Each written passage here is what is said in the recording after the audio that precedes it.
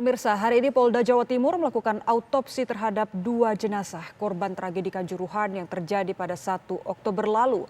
Proses autopsi dilakukan oleh tim independen dari Perhimpunan Dokter Forensik Indonesia.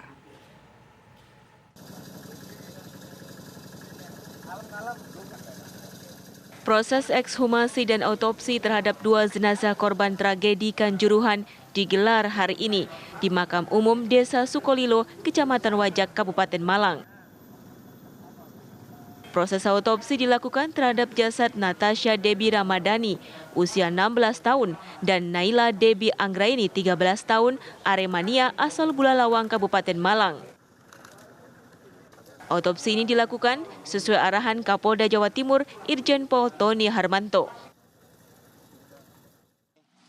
Kami tim Polda Jatim sesuai dengan arahan Bapak Kapolda Irjen Pol Dr. Tony Harmanto melakukan perbantuan terhadap pelaksanaan kegiatan autopsi terhadap 2 korban Kanjuruhan, di mana Polda Jatim melakukan langkah-langkah. Yang pertama, tentunya kita melakukan langkah-langkah koordinasi yang sudah dilaksanakan beberapa hari lalu, sehingga harapan kita pelaksanaan kegiatan ini bisa berjalan dengan aman dan lancar.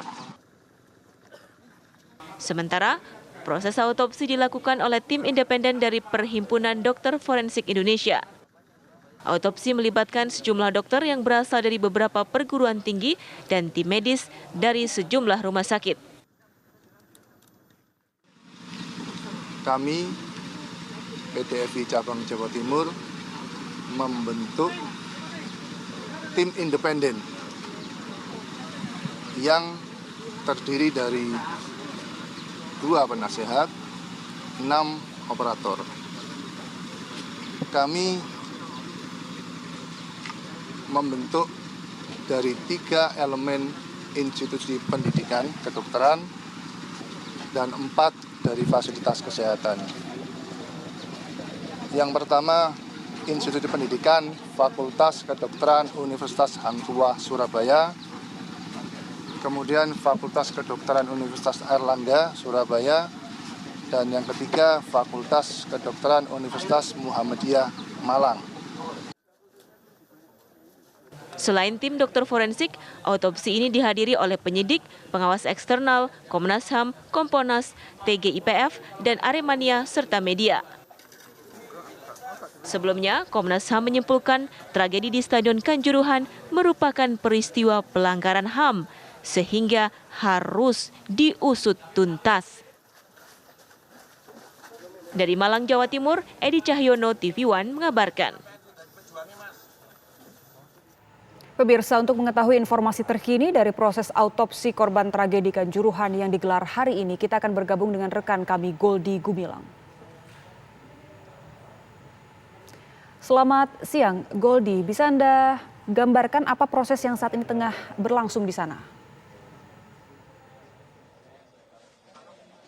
Baik Angga Iwani dan juga pemirsa, proses dari ekskavasi dan juga autopsi pada hari ini dimulai sejak pukul 9 pagi tadi, dan kami melihat hingga pukul 11.50 ini memang proses dari ekshumasi dan juga autopsi ini sedang berlangsung.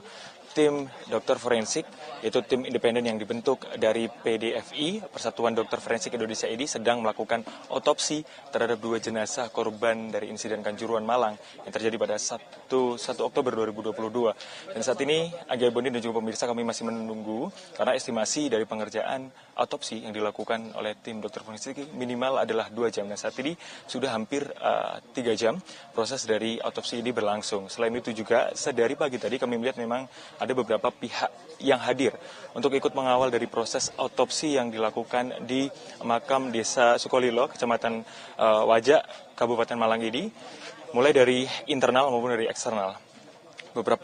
kami melihat banyak sekali Aremania yang ikut datang untuk mengawal proses autopsi pada hari ini. Selain itu juga ada pihak dari Kompolnas, ada juga kami melihat tadi pihak dari LPSK untuk mendampingi dari keluarga korban, karena kami melihat juga ada ayah dari 2 jenazah yang saat ini sedang diotopsi yang ikut hadir dalam proses autopsi pada hari ini. Dan kami melihat tadi tepatnya kurang lebih pukul 9 ini memang ayah dari 2 jenazah itu atas nama Devi Ato ini datang untuk melihat langsung, dan kami melihat memang beliau tadi sempat masuk ke dalam lokasi dari autopsi yang saat ini sedang berlangsung dan tidak kuasa menahan tangis, kemudian harus dipapah keluar untuk masuk ke dalam ambulan. Namun saat ini beliau sudah berada di lokasi di sekitar makam di Desa Sukolilo ini. Selain itu, Angga Eboni dan juga pemirsa, kami juga sempat mewawancarai dokter forensik dan juga sebagai tim ketua forensik yang ikut dalam proses autopsi pada hari ini, yaitu Dr. Nabil Basuan.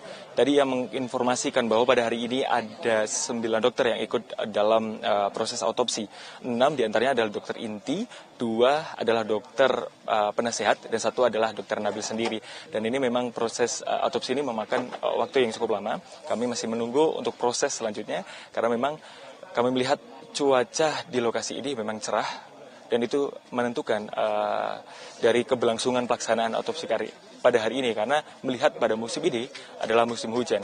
Selain itu juga kami sempat mewawancari beberapa pengawas eksternal, dalam hal ini adalah Kompolnas dan juga datang dari Deputi 5 Kemenko Polhukam yang tadi sempat kami wawancari. Salah satunya dari Bimi Mamoto mengatakan memang pengawasan yang dilakukan dari pihak Kompolnas untuk agar melihat transparansi dari proses autopsi yang dilakukan pada hari ini. Selain itu, Angga Eboni dan juga pemirsa, kami juga memantau proses dari pengamanan yang dilakukan pihak kepolisian, utamanya dari Polres Malang. Ini menerjunkan ratusan, kurang lebih ada 250 personil dalam rangka mengamankan jalannya proses dari autopsi pada hari ini. Selain itu juga kami masih menunggu nanti kaitannya dengan hal-hal yang disampaikan setelah dari autopsi dilakukan dari tim dokter forensik bentukan tim independen dari PDFI. Selain itu juga ada estimasi kurang lebih 1 bulan untuk hasil dari autopsi ini dapat disampaikan dari tim kedokteran forensik. Mengingat bahwa autopsi pada hari ini memang mengambil beberapa sampel dari tubuh 2 jenazah ini, yaitu atas nama Natasha Debbie Ramadhani, yaitu berusia 16 tahun, dan juga Naila Debbie Anggreni yang berusia 13 tahun yang berasal dari desa Bulu Lawang, Kabupaten Malang, yang saat ini sedang dilakukan autopsi terkait dengan insiden yang terjadi di Stadion Kanjuruhan pada 1 Oktober 2022. Selain itu, informasi terpisah Angga Eboni bahwa memang proses autopsi ini niatnya memang dilakukan pada pertengahan Oktober, kurang lebih adalah tanggal 20 Oktober. Namun dari pihak keluarga itu sempat menunda dan akhirnya memohon lagi, sehingga pada tanggal 5 November ini akhirnya proses autopsi dilangsungkan, dan ini memang untuk mengungkap benang merah dari penyebab kematian dari korban insiden Kanjuruhan yang saat ini total berjumlah 135 orang meninggal dunia. Selain itu, memang dari pihak Aremania yang datang pada hari ini menuntut untuk mengusut tuntas segala bentuk proses hukum yang terjadi dalam insiden tersebut. Kaitannya memang hal ini ada 6 tersangka yang sebenarnya sudah ditetapkan, mulai dari Ketua Panpel, Security Officer, kemudian ada DIR dari LIB, kemudian ada 3 unsur dari kepolisian yang ditetapkan. Namun dari pihak Aremania dan juga keluarga meminta agar transparansi pengusutan kasus ini dapat dilakukan dengan setransparan mungkin. Sementara itu, Angga Eboni, informasi dari Desa Sukolilo, tempat dari autopsi 2 jenazah korban insiden Kanjuruhan. Kami akan terus mengupdate informasi terkini dari Desa Sukolilo, Kabupaten Malang. Angga Eboni. Baik, terima kasih Goldi Gumilang atas informasi Anda langsung dari Kabupaten Malang, Jawa Timur. Selamat bertugas kembali.